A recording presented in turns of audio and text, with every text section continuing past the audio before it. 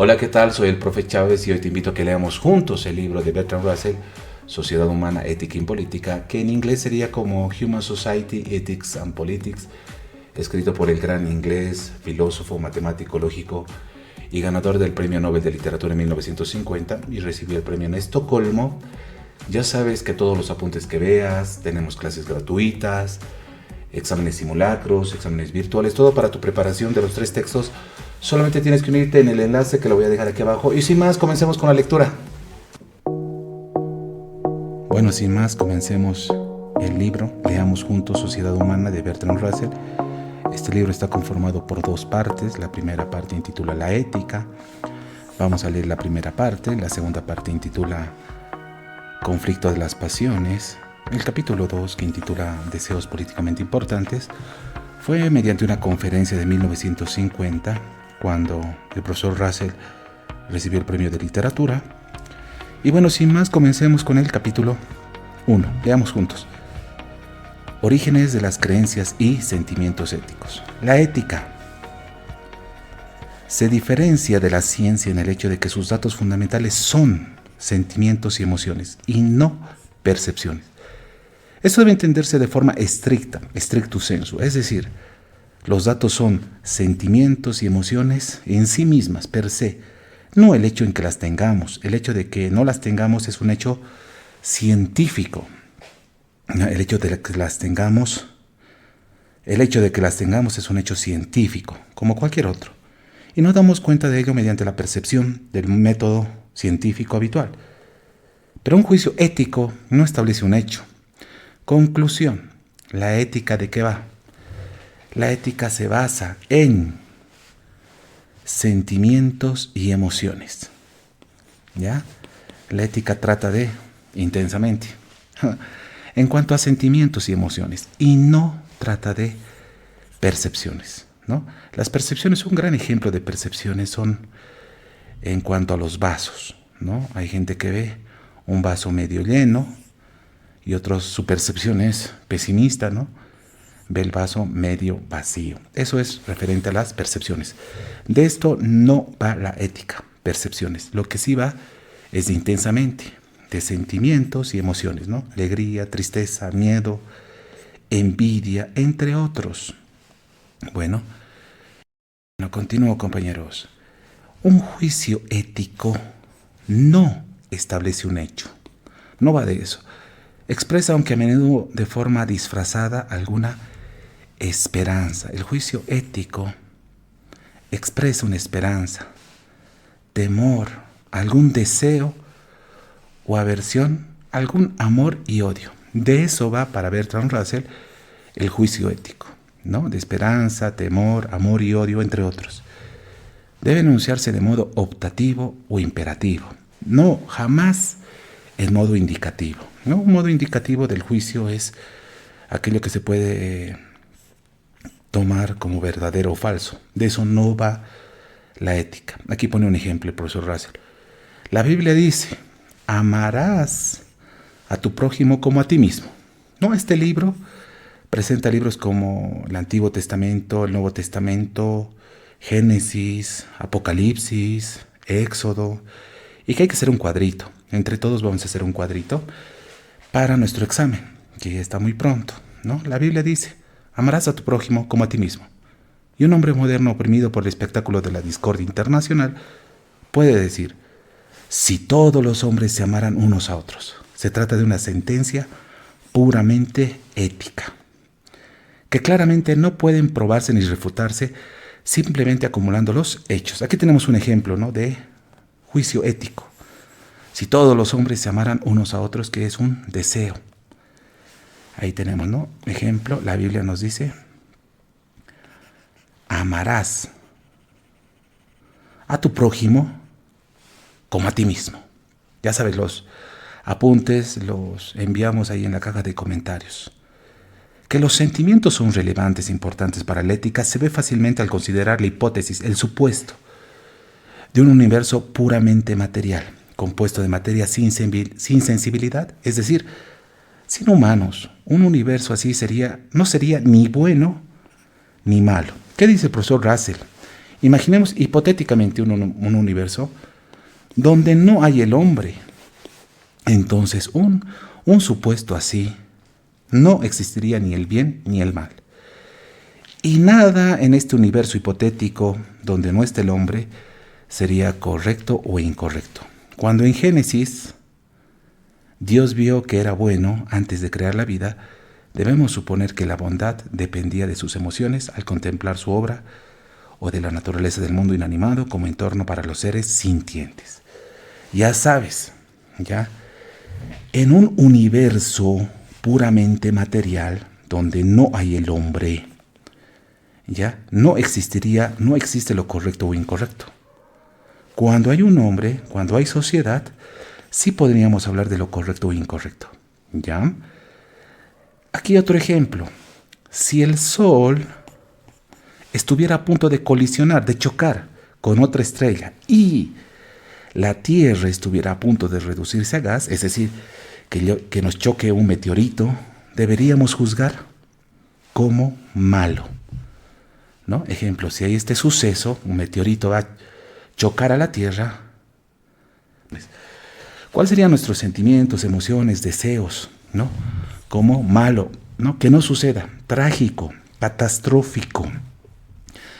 En esta tierra, ¿no? Donde hay hombres, diríamos que suceso malo, catastrófico. ¿Ya? Ahí puedes recordar alguna película.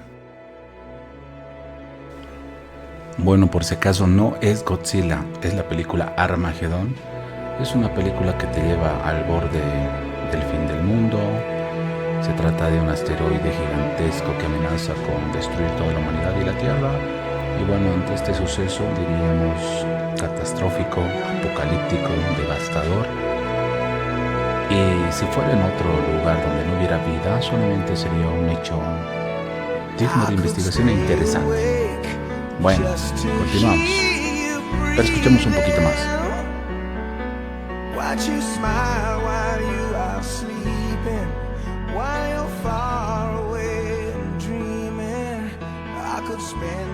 Esa película nos sirve, ¿no? Si es que sucediera en esa hipótesis, hablaríamos de algo malo, catastrófico. ¡Qué malo! ¿No? El cataclismo que se avecina si tuviéramos en cuenta la existencia de la buena raza humana. Pero, un cataclismo similar en una región meramente sin vida, ¿no? En la Luna constantemente llegan meteoritos. No sería más que un proceso físico, ¿no? Así la ética sí o sí está ligada a la vida, con el hombre. No como un proceso físico que debe ser estudiado por el biogenista, no como el biólogo, que seres animales, la vegetación, ecosistemas, no así, sino la ética está ligada a la vida con el hombre mismo, compuesto con felicidad. ¿Qué ves aquí? Felicidad, tristeza, esperanza, incluso miedo. La ética está ligada en la vida misma, con el hombre, ¿ya? La ética se basa en alegría, miedo, esperanza, incluso miedo, ¿ya? Ahí. Hello, Georgie. De eso va la ética, ¿ya? Leamos juntos. Y otros pares de opuestos afines que nos hacen preferir un tipo de mundo a otro. Pero una vez admitida la importancia ética fundamental del sentimiento y el deseo, todavía queda la cuestión de si existe algo llamado conocimiento ético. No matarás es un imperativo, es un mandato, es una orden. Pero el asesinato es malo, parece ser indicativo y afirmar algo verdadero o falso. Ojalá todos los hombres fueran felices, es optativo, ¿no? Hay un deseo, ¿no? De esto va la ética, ya sabes que trata de deseos, amor, odio, ¿no? Otra afirmación, ojalá todo aquel que esté viendo este video, leamos juntos, pase el examen y sea una alegría para su familia. Pero la felicidad es buena, tiene la misma forma gramatical que Sócrates es mortal. ¿Es engañosa esta forma gramatical o hay verdad y falsedad en la ética como en la ciencia? Si digo que Nerón fue un mal hombre, estoy dando información que debería serlo si dijera que fue un emperador romano. O lo que digo se expresaría con mayor precisión con las palabras Nerón. Oh, vaya, esta pregunta no es fácil y no creo que sea posible. Respuesta sencilla. En cuanto a Nerón, recuerdo que el libro menciona emperadores, ¿no? Nerón, un emperador romano que fue violento. La peor degradación del Imperio Romano fue con Nerón. ¿Ya? Nerón, lo peor de Roma. Otro emperador que muestra el libro es Constantino, ¿no? Que te dice, el cristianismo llega a Roma con el emperador Constantino. Hay otro más. Menciona un rey de Grecia, Antíoco IV, ¿no? Antíoco IV, un rey griego que impuso helenizar a todo habitante y restante de Grecia. Estuvo contra la religión, contra el judaísmo, ¿no? Obligó a esas personas creyentes incluso a que comieran cerdo, ¿no? Ir contra sus principios. Ahí recuerdo que hay dos emperadores que he nombrado, Nerón, ¿ya? Lo más vergonzoso del Imperio Romano, lo más caótico, el otro Constantín, que llega a la religión cristiana a Roma, y el otro el rey Antíoco IV, que obliga a los judíos a comer carne de cerdo yendo contra sus creencias, ¿ya? Y si hay más emperadores, déjenlo en la caja de comentarios. Lo vamos a mejorar, este apunte entre todos, ¿ya? Y bueno, ponemos más ejemplos. Creo que con eso es entendible. Si digo que Nerón fue un mal hombre y estoy dando información, ¿cómo debería hacerlo si dijera que fue un emperador romano? O lo digo, expresaría con mayor precisión con las palabras Nerón. O vaya, esta pregunta no es fácil y no creo que sea posible una respuesta sencilla. Hay otra cuestión. Vamos con la otra cuestión. Estrechamente relacionada, y es el de la subjetividad, ¿ya? De los juicios éticos. Si yo digo que las ostras son buenas y tú dices que son desagradables, bueno, yo utilizo otro ejemplo, ¿no? Yo no utilizo las ostras, yo utilizo el ejemplo de aceitunas.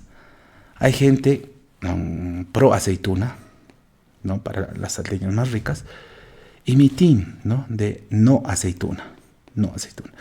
Yo como aceituna y para mí es un veneno, pero hay gente que le gusta. Aquí Bertrand Russell está hablando de los gustos, de la subjetividad de las personas, ¿no? Si yo digo, profesor Chávez, que las aceitunas son malas y tú dices que son ricas en la salteña, ambos entendemos, tú y yo, que simplemente estamos expresando nuestros gustos personales y que no hay nada que discutir, y ahí termina. Pero aquí es el análisis. Cuando los nazis dicen que es bueno torturar a los judíos y nosotros decimos que es malo, no sentimos que estuviéramos expresando simplemente una diferencia de gustos, ¿no? Al hablar de judíos no es semejante a hablar como aceitunas. No sentimos que estuviéramos expresando simplemente una diferencia de gustos. Incluso estamos dispuestos a luchar y morir por nuestra opinión. Lo que no deberíamos hacer para imponer nuestra opinión sobre las otras, cualesquiera que sean los argumentos que se puedan presentar para demostrar que los dos casos son análogos. La mayoría de la gente seguirá convencida de que hay una diferencia absoluta en alguna parte, aunque pueda resultar difícil decir exactamente cuál es, ¿no? El análisis del profesor Russell es, si los gustos es un punto subjetivo, y aquí también hay una ideología, ¿no? De que los nazis es bueno torturar y la raza humana te dice no es malo. ¿Cuál es el deslinde en esa subjetividad? ¿No? Ahí lo dejé en duda. Bueno, aquí sería una ideología. Listo, continuamos, leamos juntos, ¿ya? Creo que este sentimiento, aunque no es decisivo, merece respeto y debería hacernos reaccionar reacios a aceptar fácilmente la opinión de que todos los juicios éticos son totalmente subjetivos, ¿no? Tiene que haber un rechazo de decir los juicios éticos son totalmente subjetivos. Hay que poner un stop. No es lo mismo las aceitunas que hablar de judíos. Y el profesor Russell ahí hace la reflexión, ¿no? ¿Dónde tendría que ser el deslinde? Esta reflexión nos tiene que dejar reacios al afirmar que los juicios éticos son totalmente subjetivos. ¿Ya? Tiene que haber una objetividad. ¿Ya? Se puede decir que las esperanzas y los deseos son fundamentales en ética. Entonces todo en la ética debe ser subjetivo, ya que las esperanzas y deseos lo son. Pero este argumento es menos concluyente de lo que parece. Los datos de la ciencia son percepciones individuales y estas son mucho más subjetivas de lo que supone el sentido común. Sin embargo, sobre esta base se ha construido el imponente edificio de la ciencia impersonal. Esto depende del hecho de que hay ciertos aspectos en los que las percepciones de la mayoría coinciden y de que las percepciones divergentes de los daltónicos y las víctimas de alucinaciones pueden ignorar. Puede ser que exista alguna forma similar de llegar a la objetividad ética. De ser así, dado que debe implicar un llamamiento a la mayoría, nos llevaría a la ética personal, a la esfera de la política, que de hecho es muy difícil de separar de la ética. Pero la separación entre teología y ética es mucho más difícil. Es más difícil que la separación análoga en el caso de la ciencia. Es cierto que la ciencia solo se ha emancipado, se ha hecho independiente después de una larga lucha hasta la segunda mitad del siglo XVII. Se creía comúnmente que un hombre que no creía en la brujería debería ser ateo. ¿Ya? ¿No? Pensé en la época medieval, antes del siglo XVII, cuando un hombre no creía en brujería, debía ser ateo. Y todavía hay personas que condenan la evolución por motivos teológicos religiosos. Pero muchos teólogos están ahora de acuerdo en que nada en la ciencia puede sacudir los cimientos de las creencias religiosas. En ética la situación es diferente. Muchos conceptos éticos tradicionales son difíciles de interpretar y muchas creencias éticas tradicionales son difíciles de justificar, excepto por la suposición de que existe un Dios o un espíritu mundial, o al menos un propósito cósmico inmanente. No digo que estas interpretaciones y justificaciones sean imposibles sin una base teológica, pero sí digo que sin esta base pierden la fuerza persuasiva y el poder de compulsión psicológica. Siempre ha sido uno de los argumentos favoritos de los ortodoxos, de esas personas rígidas, que sin religión los hombres se volverían malvados. Los librepensadores británicos del siglo XIX, desde Bentham hasta Henry Sidgwick, repudiaron con vehemencia, con fuerza, el argumento. ¿Quién han rechazado Bentham y Henry Sidgwick? Esta afirmación, ¿no?, de que lo realizaban los ortodoxos religiosos, que sin religión los hombres son malvados. Estos dos grandes virtuosos rechazan esa afirmación y su repudio cobró fuerza, ¿no?, por el hecho de que estaban entre los hombres más virtuosos que jamás hayan existido. ¿Ya? Estos grandes virtuosos, Jeremías Bentham y Henry Sidgwick, rechazaban esta afirmación de que sin religión los hombres se volverían malvados. Ellos decían, no, no es correcto. Y este repudio, este rechazo, se hace con vehemencia y se hace con fuerza, ¿no?, porque eran entre los hombres más virtuosos. Aquí podríamos poner un inicio, estos de los más virtuosos. Aquí al inicio de la página 29, ¿ya? Página 29, lo podríamos relacionar con el último capítulo del libro, ¿no? Estudiar el alfa y el omega, el inicio y el final. Yendo al final del capítulo, que es prefacio y prólogo, menciona a otro virtuoso. El último virtuoso es Shakespeare, ¿no? Al final del libro, no estoy ni bien empezando, pero ya lo quiero terminar, es una buena forma de estudiar, tomando extremos. Te dice, Shakespeare fue excepcional, fue virtuoso en su rama. ¿Ya? Shakespeare, un excepcional del hombre común. Esperemos un día que ese hombre excepcional sea lo común. Sea lo común. Esta excepcionalidad del hombre que debería llegar a futuro, se necesita tres cosas. Se necesita tres cosas. Aquí lo tengo en mi libro. A ver, voy a buscar. Y se requiere tres cosas, dice Russell. Aquellos que van a llevar al mundo de sus problemas necesitarán. ¿Qué necesitan? Coraje, esperanza y amor. Si triunfaran, no sé, pero más allá de toda razón, estoy invenciblemente convencido de que lo harán, ¿no? Para esas personas excepcionales se requiere coraje, esperanza y amor. Y así termina el libro, ¿no? Ni bien estoy empezando, ya lo estamos terminando y estamos poniendo el ejemplo de Shakespeare, que es una persona excepcional en su tiempo, ¿ya? Aquí iniciamos con los más virtuosos. Bueno, ya saben que los PDFs lo pueden solicitar en la caja de comentarios. Hay clases gratuitas, lo podemos mejorar este PDF entre todos. Y bueno, rumbo a tu examen de admisión, vamos por el 100, ¿ya? Vamos por el 100, vamos, continuamos compañeros. Ya saben, ¿no? La pregunta de examen, ¿qué rechazaban Bentham hasta Henry Sidgwick? Esta afirmación de los ortodoxos rígidos religiosos, que sin la religión el hombre se volvería malvado. Esto no era correcto para estos dos grandes virtuosos. Pero el mundo moderno, consternado por los excesos de los totalitarios que se declaraban incrédulos, las virtudes de los agnósticos victorianos parecen menos concluyentes y pueden incluso atribuirse a una emancipación imperfecta. Bueno, vámonos con esta definición, ¿ya? El agnosticismo.